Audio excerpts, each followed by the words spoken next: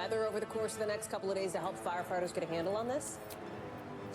Yeah, there is a crossing of fingers, and there's a change in temperature in that we've seen temps drop by about 20 degrees. We were pushing triple digits earlier this week. Now it's significantly cooler. As for any potential rainfall that could help firefighters, that remains to be seen. But there is a lot of gratefulness in the fact that crews aren't getting as taxed as easily due to that incredibly high heat. Hallie, two quick things. I spoke to crews cutting fire line just a few hours ago. I said, how long have you guys been working? They said since 7 p.m. yesterday. Already a more than 15-hour shift there, and something that really touched my heart. The one business open in Wrightwood today, a coffee shop. I saw firefighters walking inside. They came out. They said that residents have been calling into that coffee shop saying, whatever firefighter walks in, put them on my bill. I'll settle up next time I see you. I mean, that's cool, right? You're looking out for the people who are looking out for you. Morgan Chesky, thank you for that. Absolutely. I appreciate that silver lining. We're going to keep an eye, of course, on that story as we also watch what's happening back where we are at home in Washington, because just across the river, we're getting in some new video now of President Biden and Vice President Harris at the Pentagon at a 9/11 wreath-laying ceremony there. For the 23rd anniversary, of course, of those attacks that killed nearly 3,000 people. It's coming just hours after we saw the president, the VP, former President Trump, his running mate, J.D. Vance, all together. Look at this image here at a ceremony in New York at Ground Zero. What an interesting moment here, especially coming at this point, something like 16 hours, not even, after that debate between these rivals, a debate that a ton of people watched. I'm willing to bet you watched it, or at least part of it, because nearly 70 million people did. 67 million people, according to Nielsen. That's the most in more than a decade. So there's this big question now. Are we going to see round two? Will there be another debate before Election Day in November? We're not really sure. There's no hard and fast answer, nothing on the schedule. But Vice President Harris's team says, hey, we're open to it. The former President Trump initially said, nah, I don't think so. Essentially, I don't need to. In his view, he said, I won.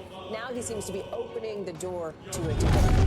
So if one of the major themes of last night was former President Trump taking the bait, the theme for tomorrow for both sides is going to be putting their performances to the test. Look at this map. They are in battleground states, of course, from Arizona to Pennsylvania and beyond, North Carolina as well. All of it, as state election officials are starting to warn that there may be a disruption because of mailing issues that could affect those mail-in ballots for voting, ballots that are set to go out next week.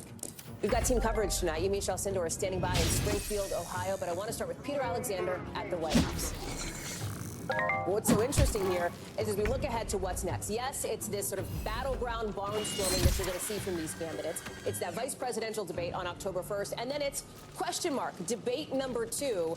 Former President Trump has had a shift even in just the last 19 hours, at first suggesting he didn't want to because in his belief, he won so bigly, to paraphrase it. Vice President Harris said, we'll do it. Now the former president seems to be opening the door to it. Where do things stand based on the reporting that you're doing here? Yeah, bigly, clearly an adverb for those of you planning to use it at home here. It's not really clear where things stand right now. We can only speak to what we've heard from the former president on this specifically. He spoke out about it last night, immediately after the debate, again today, this morning, and this afternoon, saying now he feels less inclined to do another debate after in the past saying that he was in favor of multiple debates. Here's part of what we heard from the former president just a short time ago. Listen. I would do NBC. I do Fox too. Fox too, but right now we have to determine whether or not we even want to do it. We had a great night last night. Are we going to do a rematch? I just don't know. We'll think about it. That's what else he said in the course of those comments a little bit earlier to reporters while he was on the road in advance of a memorial at the Shanksville site in Pennsylvania today. So where does it stand, Hallie? Candidly, we just don't know at this hour. Obviously, there were those advisors, those allies of the former president who say he needs to do another to make up for an effort that they thought was certainly subpar last evening. One of the things that the vice president's team loves to see here is this big celebrity endorsement. Everybody knows, I think by now, that Taylor Swift came out, said she is going to back the Harris Walz ticket. Interestingly, we're finding out, because this question exists, right?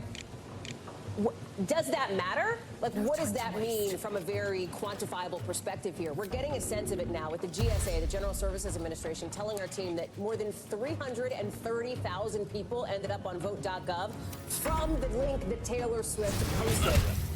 Hundreds of thousands of people are reading and paying attention, and in some instances acting on what she's telling them to do. How much is the Harris camp looking at that and going, boy, like, let's get her ready for October?